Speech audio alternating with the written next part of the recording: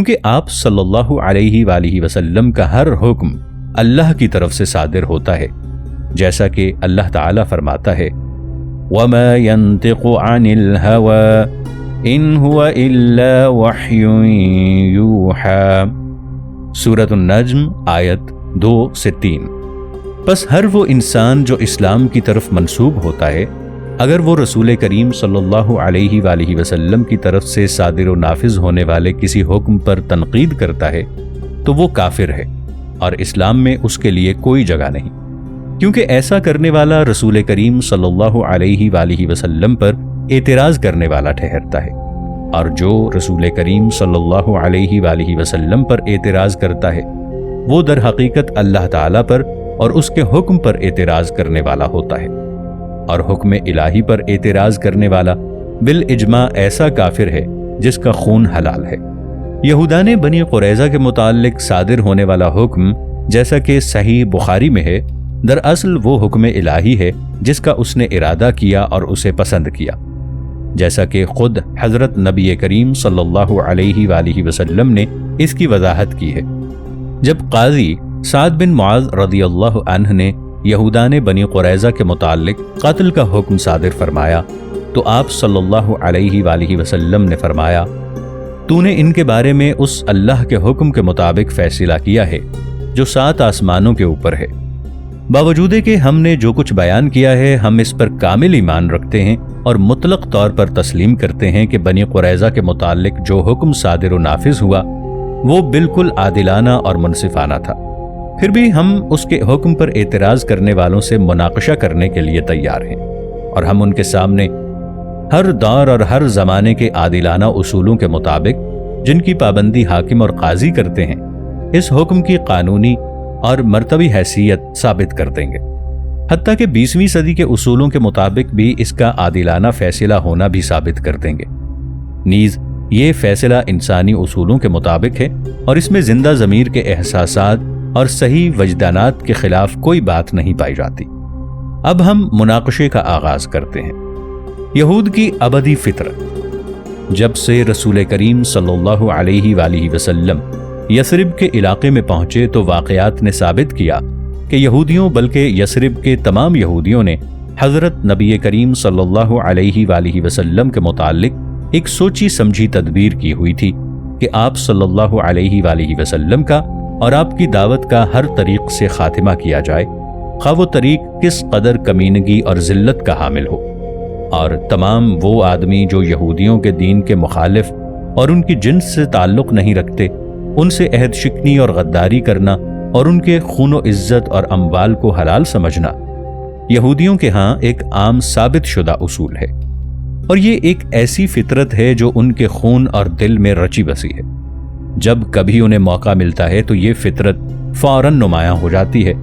اور وہ اس لعنتی اصول کو خواہ انہوں نے 1000 عہد و میثاق دیا ہو اختیار کر لیتے ہیں۔ مسلمانوں اور یہودیوں کے درمیان معاہدہ۔ جب حضرت نبی کریم صلی اللہ علیہ وآلہ وسلم یثرب تشریف لائے اور وہاں کے رہنے والوں میں سے اوس اور خزرج نے اسلام قبول کر لیا اور مسلمان مدینہ میں غالب اکثریت ہو گئے، تو رسول کریم صلی اللہ علیہ وآلہ وسلم نے 3 یہودی قبائل بنی نضیر، بنی قینقہ اور بنی قریظہ کے ساتھ ایک ہمہ گیر معاہدہ کیا۔ اس معاہدے کی اہم بات یہ تھی کہ مسلمان اور یہودی ایک قوم ہیں جو ایک وطن میں مشترک ہیں اور ان پر مدینہ کا مشترک دفاع کرنا فرض ہے۔ مسلمان اور یہودی کے لیے خارج کی طرف سے ہونے والی ہر زیادتی کو خواہ وہ کہیں سے بھی ہو روکنے کے لیے ہتھیار اٹھانا لازمی ہوگا۔ معاہدے کے 4 سال۔ اس معاہدے کے 4 سالہ حالات نے یہ بات واضح کر دی ہے کہ تمام یہودیوں نے تینوں قبیلوں سمیت اس معاہدے کو قبول نہیں کیا اور انہوں نے دھوکے دہی اور فریب کاری سے اس کی دفعات سے رضامندی ظاہر کی ہے اور اس پر دستخط کیے ہیں، اور اس کے پس پردہ ان کا مقصد یہ تھا کہ وہ مسلمانوں کو مطمئن کر دیں تاکہ وہ ان پر اعتماد کریں اور ان کی طرف مائل رہیں،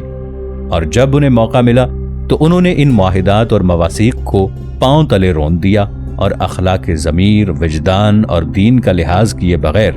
اپنی من پسند فیصلہ کن اور قاتلانہ ضرب لگانے کی کوشش شروع کر دی۔ حضرت نبی کریم صلی اللہ علیہ وآلہ وسلم نے یہودیوں کی اس خبیث عادت سے بڑے مصائب اٹھائے۔ حالانکہ آپ صلی اللہ علیہ وآلہ وسلم باہمی معاہدے کے پابند رہے اور آپ کی حقیقی خواہش یہ تھی کہ اس معاہدے کی آخری حد تک حرفاً پابندی کی جائے۔ ناظرین، آگے بڑھنے سے پہلے کامنٹ سیکشن میں ہمیں اپنی آراء سے ضرور آگاہ کیجیے گا کہ آپ کو ہماری یہ سیریز کیسی لگ رہی ہے۔ میں ہوں طاہر عبید چودھری۔ آئندہ آنے والی اقساط سے باخبر رہنے کے لیے ہمارے چینل کو سبسکرائب کر لیں اور ساتھ موجود بیل آئیکن کو ضرور کلک کر لیں۔ شکریہ۔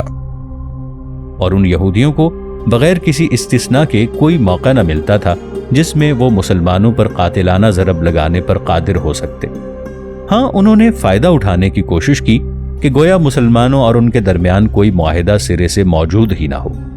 ہمیں معلوم ہو چکا ہے کہ بنو قینقاع، بنو نضیر اور بنو قریظہ نے ان کے ساتھ کیا سلوک کیا۔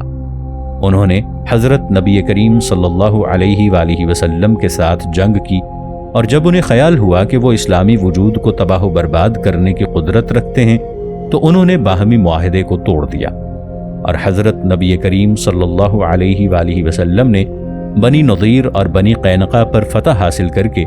کس طرح صرف ان کی جلا وطنی پر ہی اکتفا کیا۔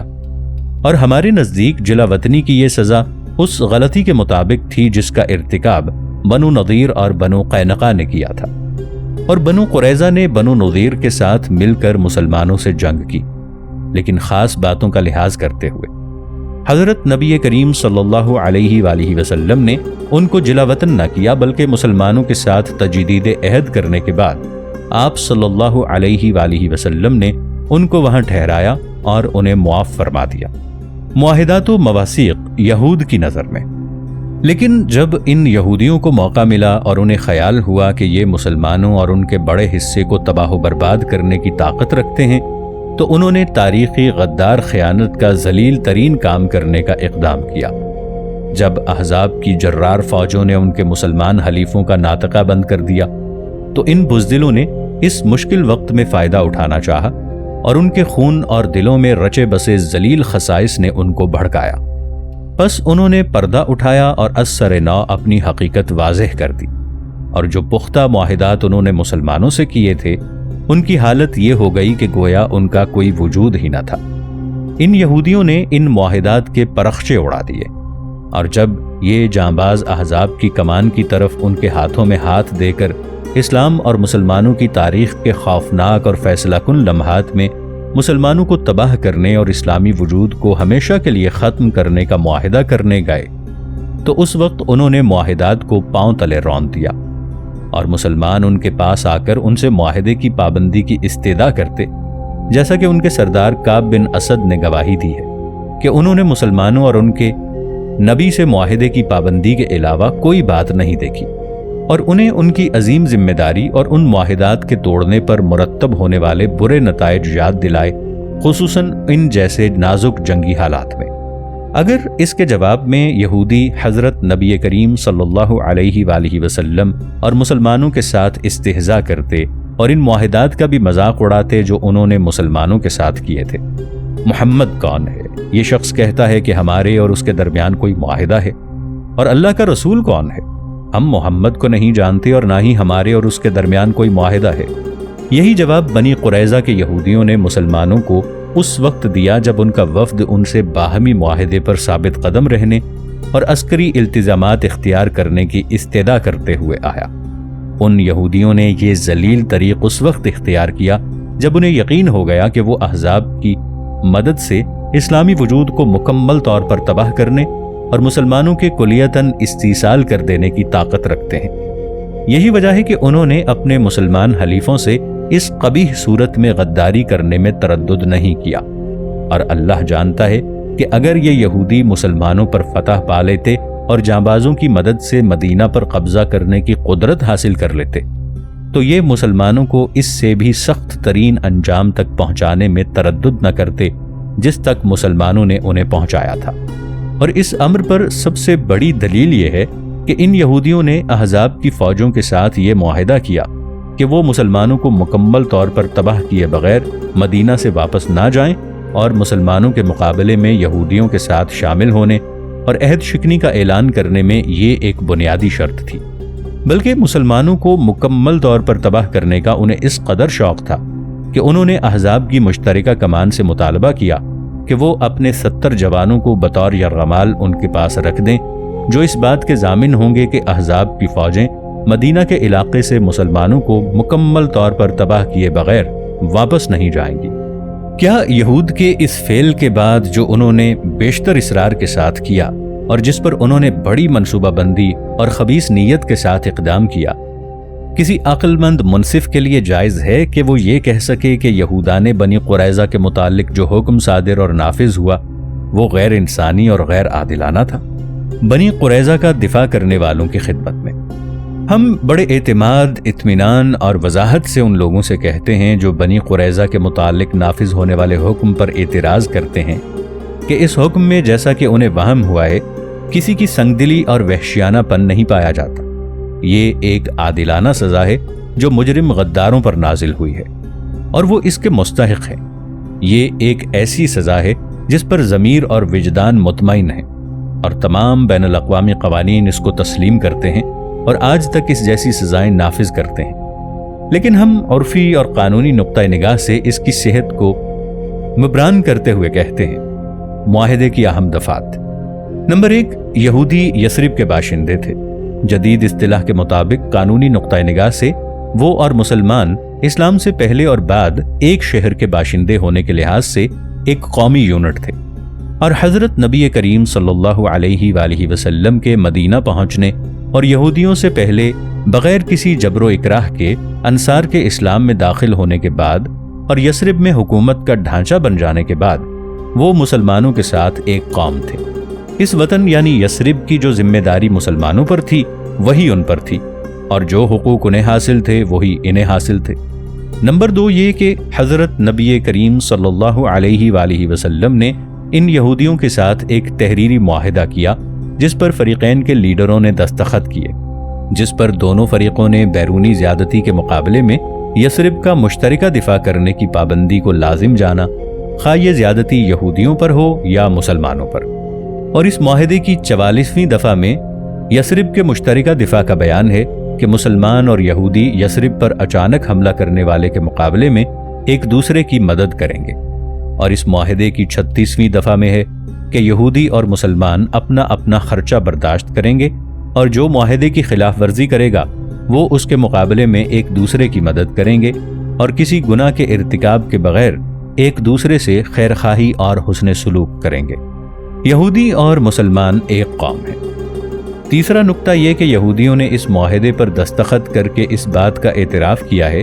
کہ وہ اور مسلمان ایک قوم ہیں جنہیں ایک وطن نے اکٹھا کر دیا ہے، اور ان پر اپنے اپنے دین پر قائم رہتے ہوئے ہر وہ بات لازم ہے جو وطن کے مقابلے میں ہر باشندے پر لازم ہوتی ہے۔ اور اس معاہدے کی 25ویں دفعہ میں لکھا ہے، یہودی مسلمانوں کے ساتھ ایک قوم ہوں گے، یہودیوں کا اپنا دین ہوگا اور مسلمانوں کا اپنا دین ہوگا۔ نمبر 4 اور مستضاد یہ کہ یہودیوں کا معاہدے پر دستخط کرنے کے بعد مدینہ پر قبضہ کرنے والے کسی دشمن کو کسی قسم کی سہولت دینا انہیں تمام زمانوں کے عرف اور قانون کے نقطۂ نگاہ سے غدار بنا دیتا ہے، اور وہ اسی سزا کے مستحق ہیں جس سزا کا مستحق وہ شخص ہوتا ہے جو جنگی حالات میں اپنے وطن سے عظیم غداری کرتا ہے۔ ان یہودیوں نے اس معاہدے میں دونوں فریقوں یعنی مسلمانوں اور یہودیوں کے کسی دشمن کو مدد نہ دینے کا التزام کیا ہے، اور خصوصاً قریش جو مسلمانوں کے دشمن نمبر 1 ہیں۔ اس معاہدے کی 43ویں دفعہ میں لکھا ہے، قریش اور ان کے مددگار کو پناہ نہیں دی جائے گی۔ 5ویں بات یہ کہ ان تمام باتوں کے علاوہ بنی قریظہ کے یہودیوں نے اس معاہدے میں یثرب میں قائم ہونے والی اسلامی حکومت کو تسلیم کیا ہے، اگرچہ انہوں نے قانونی طور پر اسلام کو تسلیم نہیں کیا تھا۔ یہودی یثرب کے باشندے ہیں۔ اس معاہدے میں انہوں نے یہ بھی تسلیم کیا ہے کہ وہ یثرب کے باشندے ہیں۔ اس حکومت کے ماتحت ان پر وہی حکم لاگو ہوگا جو دوسروں پر ہوگا،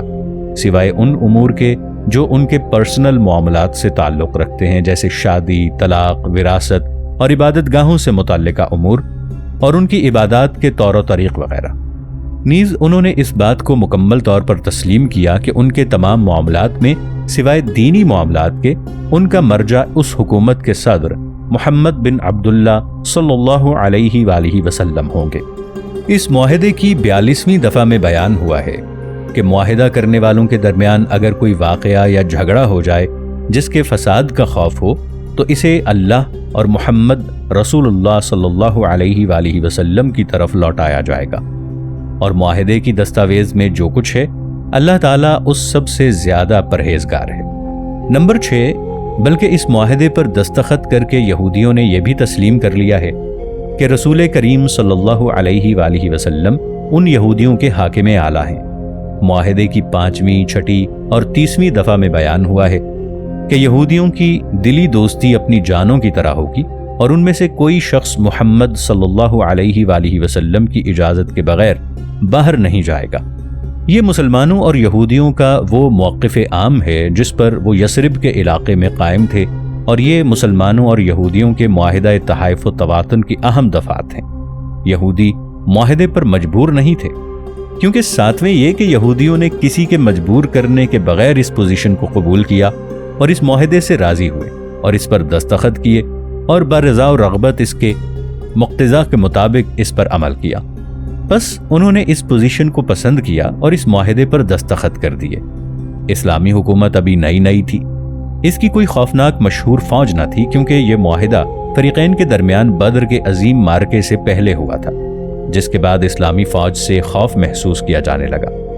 یہودی اس معاہدے کے وقت عسکری لحاظ سے ایک ممتاز مرکز میں تھے، جس کے ہوتے ہوئے یہ کہنا ممکن نہیں کہ انہوں نے یہ معاہدہ طاقت و قوت کے کسی خیال کے ماتحت کیا تھا۔ اگر خواہشات سے الگ ہو کر اس معاہدے کی دفعات پر ایک تحقیقی نظر ڈالی جائے اور بنو قریظہ کے یہودیوں نے ان نازک جنگی حالات میں اپنے مسلمان حلیفوں اور ہم وطنوں کے ساتھ جو عظیم غداری کی، جبکہ ان کی عزتیں، جانیں، کھیتیاں اور نسلیں اور ہر چیز تیز آندھی کی زد میں تھیں، اسے عدل و انصاف اور تدبر کی نگاہ سے دیکھا جائے تو وہ شخص جسے اپنی عزت عزیز ہے وہ ہوا و ہوس کا تابع نہیں، اس کے لیے یہ نہایت مشکل ہے کہ وہ اس عظیم جرم کی شناعت اور اس عظیم غداری کے گھناؤنے ہونے کا انکار کر سکے جن کا ان یہودیوں نے وطن اور اپنے ہم وطنوں کے متعلق ارتکاب کیا ہے۔ اسی طرح یہ بھی کسی عزت دار اور اپنی عقل و فکر پر مکمل کنٹرول رکھنے والے انسان کے لیے مشکل ہے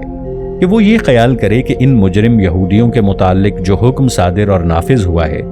اس میں کچھ ایسی باتیں ہیں جو انصاف اور انسانیت کے اصولوں اور عام بین الاقوامی قانون کے اصولوں سے منافی ہیں۔ یثرب کے علاقے میں یہودیوں کے وجود کے حکم اور سینکڑوں سال میں عربوں کے ساتھ رہنے کے حکم، پھر آپس میں باہمی معاہدے کے حکم کے مطابق کہ وہ مسلمانوں کے ساتھ ایک قوم ہوں گے اور قائم شدہ حکومت کو تسلیم کرنے کے بعد اور اس کے ماتحت رہنے اور یہ اعلان کرنے کے بعد کہ وہ اپنے ہم وطنوں کا اٹوٹ انگ ہیں۔ ہاں، ان سب باتوں کے حکم کے مطابق بنی قریظہ کے یہودی یثرب کے باشندے تھے اور اس حکومت کے ماتحت ان پر لازم تھا کہ وہ اس علاقے کا دفاع کرتے اور ان پر وہی احکام واجبات مرتب ہوتے جو اس زمانے میں کسی باشندے پر مرتب ہوتے ہیں۔ بنی قریظہ کے یہودیوں نے 3 جرائم کیے ہیں، جن میں سے ایک ہی قانون سے غداری کرنا قدیم و جدید قوانین کی روح سے ان پر موت کا حکم لگانے کے لیے کافی ہے۔ نمبر 1،